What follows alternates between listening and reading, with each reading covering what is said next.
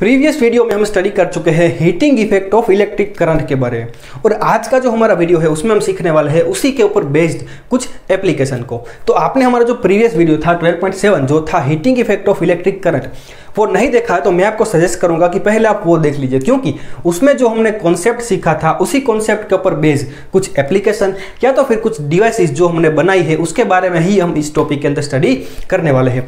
तो पहले तो हम एक बार क्विक रिवीजन कर लेते हैं कि वहां पर हमने क्या देखा था। हमने देखा था कि कोई भी एक कंडक्टर यानी कि कोई भी जो वायर होता है या तो फिर कोई इलेक्ट्रिक डिवाइस होती है, उसके अंदर जब हम करंट फ्लो करवाते हैं तब क्या होता है, उसमें थोड़ी हीट जनरेट होती है, कुछ गर्मी उसमें बनती है। ऐसा क्यों होता था?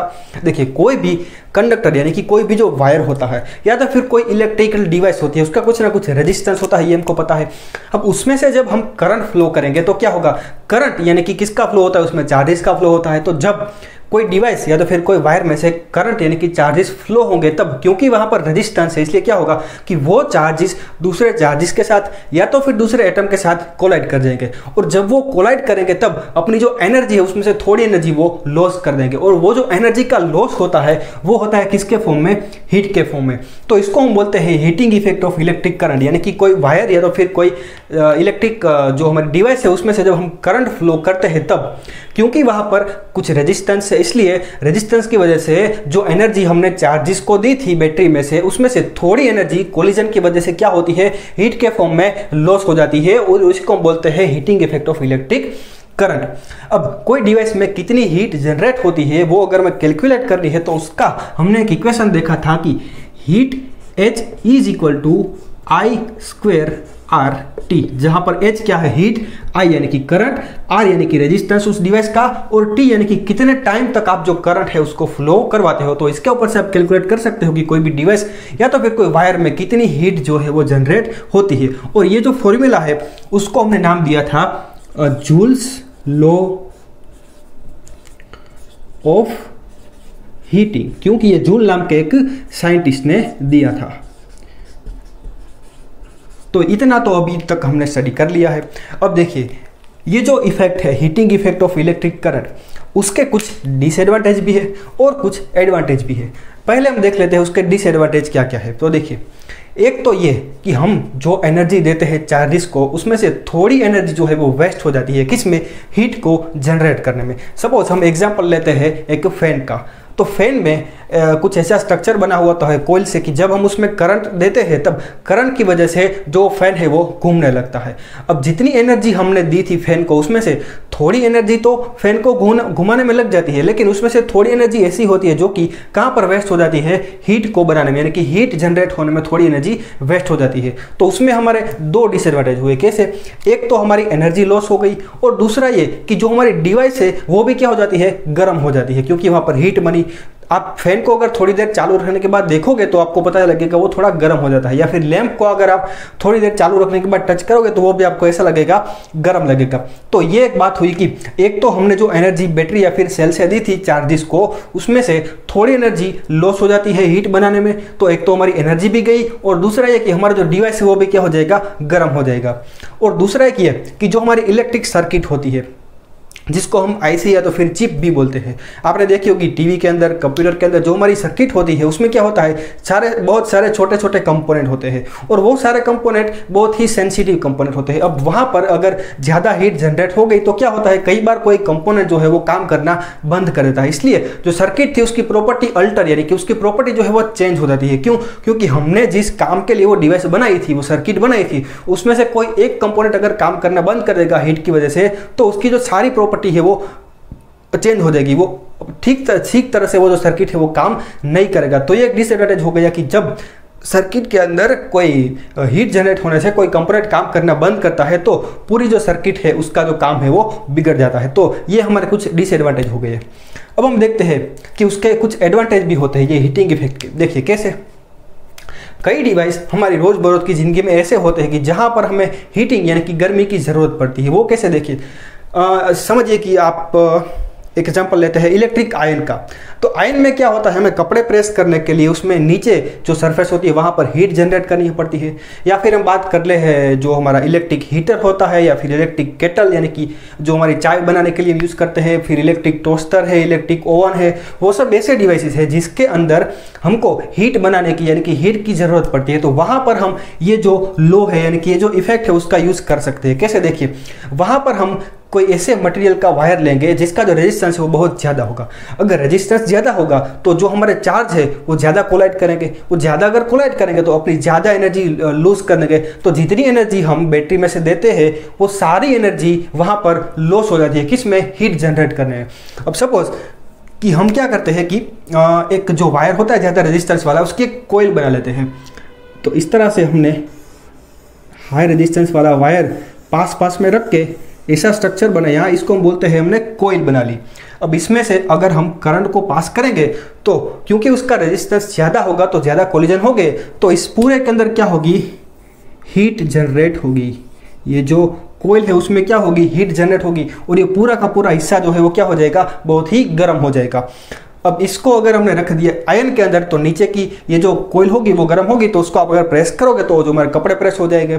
फिर इसको अगर आप रखोगे जो हमारी इलेक्ट्रिक हीटर होता है जो कि हम किचन में यूज़ करते हैं उसमें, तो आप नीचे अगर इसको रख दोगे तो ये पूरा गर्म हो जाएगा। फिर उसके ऊपर आप कोई भी एक वेसल रख दोगे तो उसमें आप कुकिंग कर सकते हो क्योंकि ये गर्म हो जाएगा। तो इस तरह से जो हीटिंग इफेक्ट जो होती है उसका यूज़ भी हम कर सकते हैं किसी डिवाइस के अंदर, हीट जनरेट करके अलग अलग तरीके से हम इसको यूज़ कर सकते हैं। तो ये कुछ डिसएडवांटेज या फिर कुछ एडवांटेज हो गई है heating effect of electric current के। अब एक और बात कि इसके ऊपर बेस्ड दो डिवाइसेस हम इस टॉपिक में स्टडी करने वाले हैं। उसमें से फर्स्ट जो डिवाइस है वो है इलेक्ट्रिक बल्ब या फिर इलेक्ट्रिक लैंप।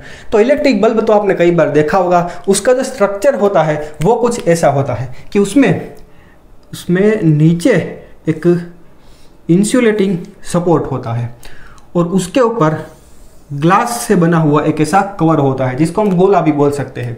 और उसके अंदर होता है, आपने देखा होगा अगर बल्ब के अंदर या फिर लैंप के अंदर, तो आपको पता होगा ऐसी फिलामेंट होती है, ऐसी फिलामेंट होती है।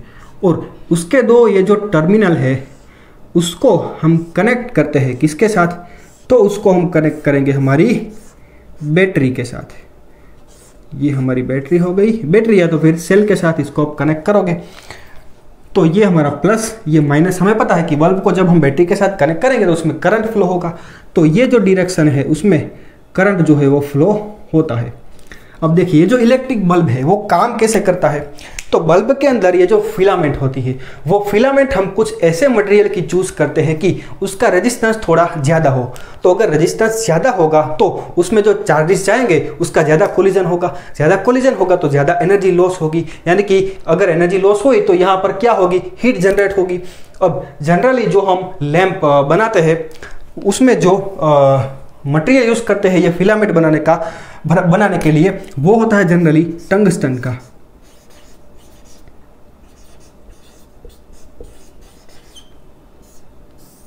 तो टंगस्टन नाम के मेटल का मटेरियल हम यूज़ करते हैं और उसके मदद से हम बनाते हैं ये जो फिलामेंट है उसको। अब इसकी क्या प्रॉपर्टी है कि उसको जब हम करंट देंगे तो ये बहुत ज़्यादा हीट क्रिएट करेगी। और इसकी एक प्रॉपर्टी होती है कि अगर वो ज़्यादा गर्म हो जाए तो अपने अंदर से जो लाइट है वो एमिट करती है, वो बहुत ही चमकने लगती है, इसलिए अपने अंदर से लाइट एमिट करती है। तो जब हम इसको करंट देंगे तो ये बहुत ज़्यादा गर्म हो जाएगी और बहुत ज़्यादा गर्म हो जाएगी तो ये फिलामेंट चमकने लगेगी और वो लाइट एमिट करेगी। इसलिए जो हमारा जो लैंप है वो क्या करेगा, वो ग्लो करने लगेगा। तो इस तरह से हमारा ये जो लैंप है वो इस इफेक्ट के ऊपर काम करता है। क्यों? क्योंकि यहाँ पर जो हमने एनर्जी दी थी चार्जेस को वो यहाँ पर यूज हो गई किस में, यहाँ पर हीट जनरेट करने में, और हीट के ऊपर से हमको क्या मिला, लाइट मिली। इसलिए जो हमारा करंट था उसका हीट में यहाँ पर कन्वर्जन हो रहा है। इसलिए ये इफेक्ट के ऊपर या फिर ये कॉन्सेप्ट के ऊपर जो हमारा इलेक्ट्रिक बल्ब है वो काम करता है। अब एक और बात कि ये जो फिलामेंट है वो हमें ऐसे यूज करनी चाहिए कि जो गर्म होने पर पिघल ना जाए। हमको पता है कोई भी कोई भी मटेरियल होता है उसका कुछ ना कुछ मेल्टिंग पॉइंट होता है। मेल्टिंग पॉइंट यानी कि जब सॉलिड फॉर्म में होता है तब हम उसको ज़्यादा गर्म करने लगते हैं तो थोड़ी देर के बाद वो पिघल जाता है, ये हमको पता है। अब सभी मटेरियल का जो मेल्टिंग पॉइंट है वो कैसा होता है, अलग अलग होता है। अब देखिए ये जो टंगस्टन नाम की फिलामेंट है उसका मेल्टिंग पॉइंट है 3380 डिग्री सेल्सियस जितना, यानी कि 3380 डिग्री सेल्सियस। इतने टेम्परेचर पर जब ये कोयल जाएगी तब वो जो है वो मेल्ट होना स्टार्ट करेगी। अगर हम सपोज यहाँ पर दूसरा कोई एलिमेंट ले लेते हैं तो क्या होगा कि वो ज़्यादा गर्म होगी, तो गर्म होने के बाद वो क्या होगा, वो मेल्ट हो जाएगी। अगर मेल्ट हो जाएगी तो फिर ये चमकेगा ही नहीं, चमकेगा नहीं तो लैंप काम नहीं करेगा। इसलिए हमें ऐसा मटेरियल यूज़ करना पड़ता है जिसका जो मेल्टिंग पॉइंट है वो कैसा हो, ज़्यादा हो। अगर मेल्टिंग पॉइंट ज़्यादा होगा तो यहाँ पर ज़्यादा हीट जनरेट होगी, फिर भी वो है वो मेल्ट नहीं होगा। तो उस वैसा किस में होता है, तो ये टंगस्टन जो है उसका जो मेल्टिंग पॉइंट है वो बहुत ज़्यादा है, इसलिए इसका हम यूज़ करते हैं यहाँ पर कि वो जो हाई टेम्परेचर अगर यहाँ पर हो जाए तो फिर भी वो मेल्ट यानी कि वो पिघल ना जाए और वो अपना काम है वो करती रहे। तो ये एक एडवांटेज हो गया टंगस्टन का कि उसका जो मेल्टिंग पॉइंट है, यहाँ पर मैं लिख लेता हूँ ये कौन सा टेम्परेचर है, तो उसका मेल्टिंग पॉइंट कितना है 3380 डिग्री सेल्सियस। दूसरी बात ये कि ये दोनों जो एंड है उसको हम यहाँ पर एक इंसुलेटिंग मटेरियल, ये क्या है, एक इंसुलेटिंग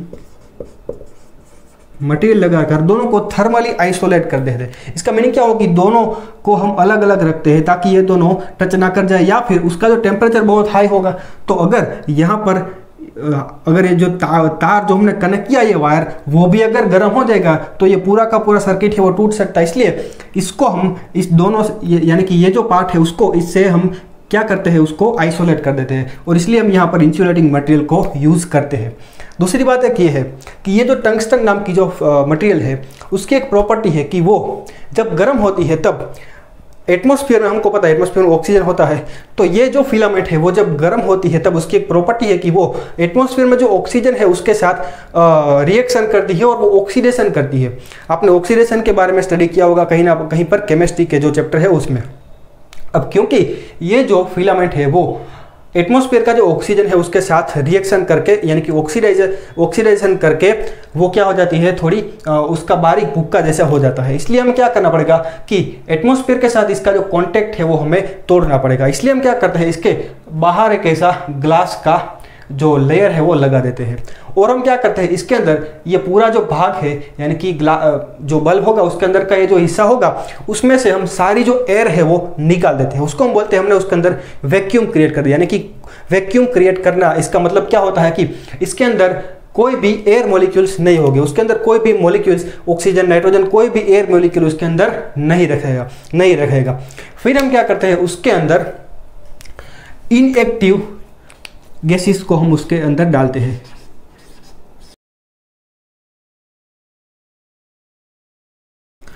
अब इनएक्टिव गैसेस का मीनिंग क्या होता है, जैसे हमने अभी बात की ऑक्सीजन के बारे में, तो जो ऑक्सीजन है वो एक एक्टिव गैस है, वो हमारी फिलामेंट के साथ केमिकल रिएक्शन करता है, ऑक्सीडेशन रिएक्शन करता है, और जो फिलामेंट है वो प्रॉपर्ली वर्क नहीं कर पाती है। इसलिए हम इसके अंदर इनएक्टिव गैसेस फील कर देते हैं। इनएक्टिव गैसेस हम किसको बोलते हैं, तो इनएक्टिव गैसेस जैसे कि होते हैं एक तो नाइट्रोजन या तो फिर आर्गन।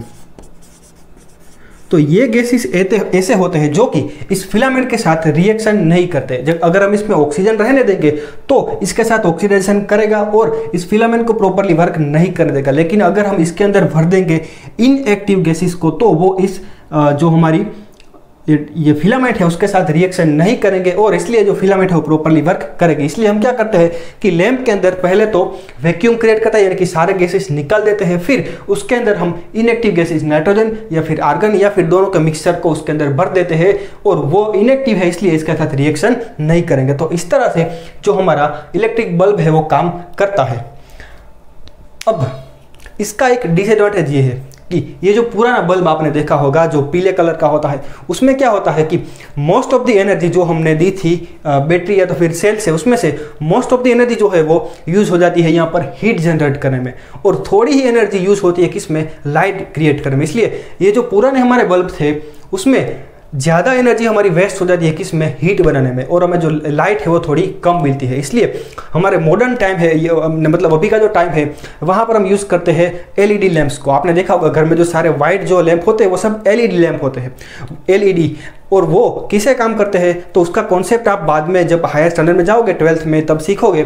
लेकिन अभी तक इतना याद रख लीजिए कि अभी जो हम यूज़ करते हैं बल्ब वो सारे मोस्ट ऑफली एलईडी टेक्नोलॉजी के ऊपर बने हुए होते हैं। लेकिन जो पुराने बल्ब थे वो इस कॉन्सेप्ट के ऊपर काम करते हैं, heating effect of electric current. जब इसमें से करंट फ्लो करेंगे तो ये फिलामेंट है वो हीट होगी तो अपने अंदर से लाइट को एमिट करेंगे, इसलिए जो बल्ब है वो ग्लो करेगा।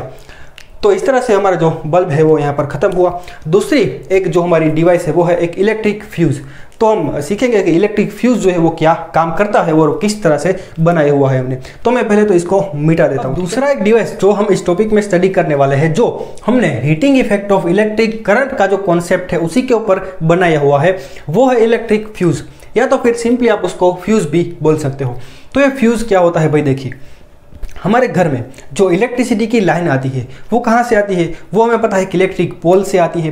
तो एक्चुअली में जो हमारे पास घर में लाइन आती है उसमें दो केबल होते हैं, एक प्लस और एक माइनस। जैसे सर्किट में हम कोई एक सेल या तो फिर बैटरी से कनेक्शन लेते थे तो उसमें भी एक प्लस था और एक माइनस था। उसी तरह से हमारे घर में जो इलेक्ट्रिसिटी की लाइन आती है उसमें भी एक प्लस होता है और एक केबल माइनस होता है। हालांकि इसमें से एक को हम फेज बोलते हैं और दूसरे को हम न्यूट्रल बोलते हैं। लेकिन अभी 10th के लेवल के ऊपर आप इतना याद रख लीजिए कि हमारे घर में जो वायर आता है, यानी कि इलेक्ट्रिसिटी के पोल से जो केबल आता है उसमें एक प्लस होता है और एक माइनस होता है। अब ये दो जो केबल हमारे घर में आए उसके साथ हमारे घर में जो सारे इलेक्ट्रिक एप्लीकेशंस हो गए उसको हम कैसे कनेक्ट करेंगे, तो उसको हम इसके साथ पैरेलल में कनेक्ट करेंगे। पैरेलल और सीरीज कनेक्शन के बारे में अभी आपको समझ में आ गया होगा, जो कि हमने स्टडी किया था, जो हमारा रेजिस्टेंस वाला कनेक्ट था कि हम सारे जो रेजिस्टेंस है उसको किस तरह से कनेक्ट करते हैं। वहां पर हमने सीरीज और पैरेलल कनेक्शन क्या होता है वो स्टडी किया था। तो यहाँ पर भी हमारे जो सारे इलेक्ट्रिक एप्लीकेशन यानी कि इलेक्ट्रिक डिवाइस होते हैं उसको ये दो जो केबल हमारे घर में आते हैं उसके साथ हम पैरेलल में कनेक्ट करते हैं। सपोज सबसे पहले हमने कनेक्ट किया इसके साथ एक इलेक्ट्रिक बल्ब को, तो ये हमारा एक इलेक्ट्रिक बल्ब हो गया, इसको हमने इसके साथ कनेक्ट कर दिया। अब दूसरी डिवाइस सपोज हमने इसके साथ लगाई एक फैन को, तो ये हमारा एक फैन हमने कनेक्ट कर दिया। अब थर्ड सपोज हमने इसके साथ लगा दिया एक टीवी को, तो ये हमारा एक टीवी हो गया। फिर मान लीजिए कि आपने कनेक्ट किया एक रेफ्रिजरेटर को, तो ये हमारा रेफ्रिजरेटर हो गया, ठीक है। तो इस तरह से आपके घर में जितने भी इलेक्ट्रिकल डिवाइसेस हो गए वो सारे डिवाइसेस को हम ये दो जो केबल आती है हमारे घर में इलेक्ट्रिसिटी के पोल से उसके साथ किस में कनेक्ट करते हैं, पैरेलल में कनेक्ट करते हैं। अब देखिए ये जो सभी डिवाइस है उसका कुछ ना कुछ रेजिस्टेंस होगा, वो हमें पता है। तो यहाँ पर हम लिख लेते हैं इस सभी का कुछ ना कुछ रेजिस्टेंस होगा। अब ये जो सारी डिवाइस है उसकी कुछ लिमिटेशन होती है, क्या कि वो डिवाइस की एक लिमिट होती है कि उससे ज़्यादा करंट, उसमें सभी में करंट की लिमिट होती है कि उससे ज़्यादा करंट अगर आप इस डिवाइस में से फ्लो करोगे तो वो जो डिवाइस है वो काम करना बंद कर देगी, यानी कि वो बिगड़ जाएगी। तो उसमें सारी जो डिवाइस है उसमें जो आई की एक लिमिट होती है, यानी कि करंट की एक लिमिट होती है कि उससे ज़्यादा करंट अगर उस डिवाइस में से पास हुई तो वो डिवाइस है वो काम करना बंद कर देगी। तो कई बार क्या होता है कि जो हमारी इलेक्ट्रिसिटी की लाइन आती है, जो हमारा पोल है उसमें कई बार क्या होता है कि जो करंट है वो बहुत ही इंक्रीज हो जाती है। तो अगर वो यानी कि जो हाई करंट जो है वो अगर हमें हमारे डिवाइस में चली गई तो हमको पता है कि डिवाइस की तो कुछ लिमिट है, तो उससे ज़्यादा करंट अगर उसमें आ जाएगी तो हमारी जो डिवाइस है वो बिगड़ जाएगी। वो जो सारी जो केबल है वो हमारी बर्न भी हो सकती है, उसमें आग भी लग सकती है। तो इसलिए हमें जो हाई करंट जब आती है उसमें से यानी कि इलेक्ट्रिसिटी के पोल में से, तब उसको आगे जाने से हमें रोकना पड़ेगा, क्योंकि वो अगर आगे गई और वो डिवाइस में चली गई तो हमारी डिवाइस भी बिगड़ जाएगी, या तो फिर अगर वो बहुत बहुत ज़्यादा होगी तो हमारा जो ये जो वायर होता है वो भी बर्न हो सकता है, यानी कि उसमें आग भी लग सकती है। इसलिए बहुत ज़रूरी है कि अगर हाई करंट हमारे घर में आती है तो उसको हम आगे ही ना बढ़ने दें। तो उसके लिए हमने एक बहुत ही मस्त सॉल्यूशन निकाला और वो इस इफेक्ट के ऊपर से हमने ढूंढा। वो कैसे, देखिए हम इसके अंदर क्या करते हैं, हम इस फ्यूज़ का यूज़ करते हैं। तो फ्यूज़ क्या होता है, देखिए फ्यूज़ जो है वो कुछ ऐसा बना हुआ होता है। हम जनरली उसको बनाने के लिए एक पोर्सेलिन नाम का एक मटेरियल का यूज़ करते हैं जो कि एक इंसुलेटर मटेरियल होता है, और उसके अंदर इस तरह से मेटालिक दो कॉन्टैक्ट होते हैं, और ये मेटालिक कॉन्टैक्ट के साथ हम कनेक्ट करते हैं एक वायर को।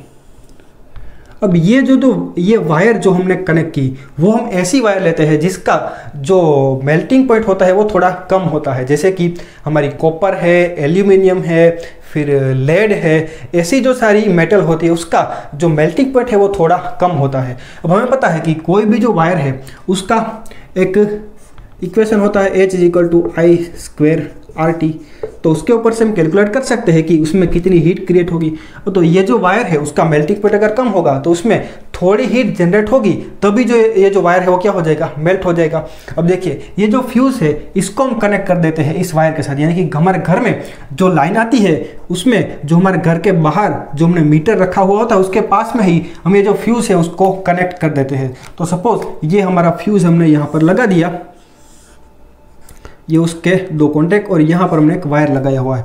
अब एक वायर जो यहाँ से आ रही थी उसको हमने यहाँ पर कनेक्ट किया, और ये जो वायर घर में जा रही है उसको हमने यहाँ पर कनेक्ट किया, यानी कि ये जो पूरा कनेक्शन था पहले उसमें हमने बीच में क्या लगा दिया, एक फ्यूज़ लगा दिया। अब हमें पता है कि ये जो वायर है उसका मेल्टिंग पॉइंट कैसा है, कम है। अब मान लीजिए कि ऊपर से यहाँ पर बहुत ज़्यादा करंट आ गई। अब अगर ज़्यादा करंट आएगी तो यहाँ पर I² है तो यहाँ पर ज़्यादा हीट बनेगी, ज़्यादा हीट बनेगी यानी कि ये जो फ्यूज़ है उसका वायर है वो गर्म होगा। अब क्योंकि ये जो वायर हमने यूज़ किया उसका मेल्टिंग पॉइंट बहुत ही कम है, इसलिए जैसे ही उसका जो टेम्परेचर है वो थोड़ा इंक्रीज होगा वो वायर तुरंत ही क्या हो जाएगी, मेल्ट हो जाएगी। अगर वो मेल्ट हो गई यानी कि ये जो वायर था वो मेल्ट होकर नीचे गिर जाएगा, तो एक जो कनेक्शन था वो क्या हो जाएगा, टूट जाएगा।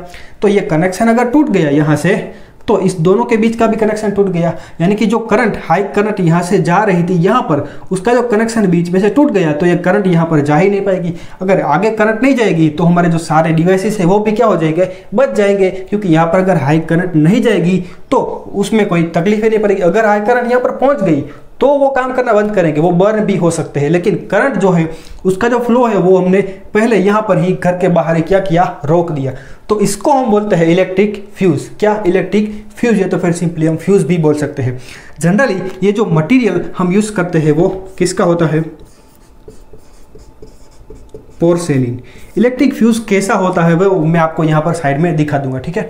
तो इस तरह से इलेक्ट्रिक फ्यूज़ काम करता है। हम उसके अंदर ऐसे मटेरियल का वायर यूज़ करते हैं जिसका मेल्टिंग पॉइंट थोड़ा कम हो, इसलिए थोड़ी ज़्यादा हीट अगर उसमें क्रिएट होगी तो वो बर्न हो जाएगा और यहाँ से उसका कनेक्शन टूट जाएगा दोनों का केबल का। तो अगर कनेक्शन टूट गया तो करंट यहाँ से आगे जा नहीं पाएगी, अगर आगे नहीं जाएगी तो सारे जो हमारे एप्लीकेशन, हमारा जो घर है वो बर्न होने से बच सकता है। तो इस तरह से फ्यूज़ जो है वो काम करता है, ठीक है। अब ज़्यादा सेफ्टी के लिए हम क्या करते हैं कि सारे जो डिवाइस होते हैं उसके साथ भी यहाँ पर भी हम क्या करते हैं, ये जो फ्यूज़ है उसको कनेक्ट कर देते हैं। तो यहाँ पर मैं फ्यूज़ लगा दिया, यहाँ पर भी फ्यूज़ लगा दिया, यहाँ पर भी फ्यूज़ लगा दिया, यहाँ पर भी फ्यूज़ लगा दिया। कई बार मान लीजिए कि ज़्यादा करंट आई और यहाँ पर ये जो हमारा केबल था वो बर्न नहीं हुआ, तो अगर वो इनकेस अगर कैसा ऐसा हो गया कि ये जो केबल है यहाँ से फ्यूज़ का वो बर्न नहीं हुआ और जो हाई करंट है वो यहाँ से यहाँ तक चली गई, तो यहाँ पर हमने क्योंकि एक दूसरा फ्यूज़ लगा दिया है, तो अगर ये फ्यूज़ बर्न नहीं हुआ तो ये फ्यूज़ तो बर्न हो जाएगा, ये फ्यूज़ बर्न हो जाएगा, ये बर्न हो जाएगा, ये बर्न हो जाएगा। इसलिए इन केस कि अगर यहाँ से करंट आगे चली भी गई तो हम सारी डिवाइसेस के आगे एक दूसरा फ्यूज़ लगा देते हैं, इसलिए यहाँ से जो सर्किट है वो ब्रेक हो जाएगी और करंट यहाँ से आगे नहीं बढ़ेगा। तो इस तरह से फ्यूज़ को हम घर के बाहर भी लगाते हैं या फिर अलग अलग रूम के लिए हम अलग अलग फ्यूज़ भी लगाते हैं। तो इस तरह से फ्यूज़ का हम काम लेते हैं। अब प्रैक्टिकल लाइफ में जो हम सारे फ्यूजेस यूज़ करते हैं उसका कुछ रेटिंग होता है, यानी कि डोमेस्टिक प्रैक्टिकल यूज़ यानी कि डोमेस्टिक यूज़ भी हम उसको बोल सकते हैं। तो सारे जो फ्यूज़ होते हैं उसका कुछ रेटिंग होता है, जैसे कि 1 ampere, 2 ampere, 3 ampere, 5 ampere, 10 ampere, इस तरह से अलग अलग रेटिंग वाले फ्यूज़ होते हैं। इसका मीनिंग क्या हुआ कि 2 एम्पियर वाला फ्यूज़ अगर हमने लिया तो उस फ्यूज़ में से 2 एम्पियर से ज़्यादा करंट अगर पास होगी तो वो जो फ्यूज़ है वो उसका कनेक्शन टूट जाएगा। अगर हमने एक फ्यूज़ लिया 10 एम्पियर वाला तो उसमें से अगर 10 एम्पियर से ज़्यादा करंट फ्लो होगी तब वो जो फ्यूज़ है उसका कनेक्शन टूट जाएगा। तो इस तरह से अलग अलग रेटिंग वाले फ्यूज़ आते हैं। हमारी ज़रूरत के अनुसार हम अलग अलग रेटिंग वाले फ्यूज़ जहाँ पर हमें यूज़ करने होंगे वहाँ पर यूज़ कर सकते हैं। एक एग्जाम्पल आपको दिया हुआ है, सपोज़ कि हमारे पास एक इलेक्ट्रिक आयन है जो कि 1 किलोवाट जितने पावर के ऊपर काम करती है। 1 किलोवाट का मीनिंग क्या हुआ, किलो का मतलब होता है 1000, यानी कि ये 1000 वोट के ऊपर ये जो हमारी आयन है वो काम करती है। और हमारे पास जो सोर्स है वोल्टेज का वो है 220 वोल्ट का। तो हम यहाँ पर कौन सा फ्यूज़ यूज़ करेंगे, तो देखिए हमारे पास इक्वेशन है कि P यानी कि power is equal to V into I. तो इसके ऊपर से हम फाइंड कर सकते हैं कि I is equal to P divided by V। तो P यानी कि पावर हमारे पास है 1000 डिवाइडेड बाई वोल्टेज हमारे पास है 220। तो इसको अगर आप सोल्व करोगे तो पावर की यानी करंट की वैल्यू आपको मिलेगी आई थिंक 4.54 एम्पियर जितनी आपको करंट की वैल्यू मिलती है। तो इसके आगे हम एक फ्यूज़ लगा देंगे जो 5 एम्पियर का होगा। इसका मीनिंग क्या हुआ कि देखिए 4.54 एम्पियर से ज़्यादा करंट अगर आयन में से पास होगी तो जो आयन है वो काम करना बंद कर देगी, वो बिगड़ जाएगी। इसलिए हम यहाँ पर 5 एम्पियर का एक फ्यूज़ लगा देते हैं। क्योंकि ये 4.5 के पास की वैल्यू है तो 5 एम्पियर का फ्यूज़ लगाएंगे तो क्या होगा कि 5 एम्पियर से ज़्यादा करंट अगर पास होगी तो वो फ्यूज़ मतलब यहाँ से मेल्ट हो जाएगा और कनेक्शन टूट जाएगा। तो 5 एम्पियर यानी कि इससे ज़्यादा करंट आयन में जाएगी नहीं तो आयन जो है वो बर्न नहीं होगी, वो काम करना नहीं बंद करेगी। इसलिए फ्यूज़ का हम इस तरह से यूज़ कर सकते हैं सारे जो हमारे एप्लीकेशन है उसको सेव करने के लिए, उसको हाई करंट से बचाने के लिए। तो 2 डिवाइसेस हमने यहाँ पर स्टडी की, एक था हमारा इलेक्ट्रिक बल्ब और दूसरा है इलेक्ट्रिक फ्यूज़। इलेक्ट्रिक बल्ब है उसमें हम ऐसी जो वायर यानी कि फिलामेंट में हम ऐसे वायर का यूज़ करते हैं जिसका मेल्टिंग पॉइंट है वो ज़्यादा हो। कितना ज़्यादा, टंगस्टन का जो मेल्टिंग पॉइंट था वो था 3380 डिग्री सेल्सियस। इतने ज़्यादा मेल्टिंग पॉइंट वाला हम यहाँ पर मटेरियल इलेक्ट्रिक बल्ब में यूज़ करते हैं। उससे उल्टा यहाँ पर फ्यूज़ में होगा। यहाँ पर जो हम वायर यूज़ करेंगे वो कैसा यूज़ करेंगे, जिसका जो मेल्टिंग पॉइंट है वो कम होगा। अगर कम मेल्टिंग पॉइंट होगा तो उसमें से ज़्यादा करंट पास होगी तो ज़्यादा हीट बनेगी तो वो जो है वो गर्म हो जाएगा और कनेक्शन टूट जाएगा। अगर कनेक्शन टूट जाएगा तो यहाँ से हाई करंट आगे पास नहीं होगी, इसलिए हमारा सारा जो एप्लीकेशन है वो बच जाएंगे। तो ये हमारा टॉपिक हुआ practical application of heating effect of electric current. इसके बाद जो नेक्स्ट हमारा लास्ट टॉपिक होगा वो होगा इलेक्ट्रिक पावर के बारे में। तो मिलते हैं हम नेक्स्ट टॉपिक के अंदर, तब तक के लिए बाय बाय।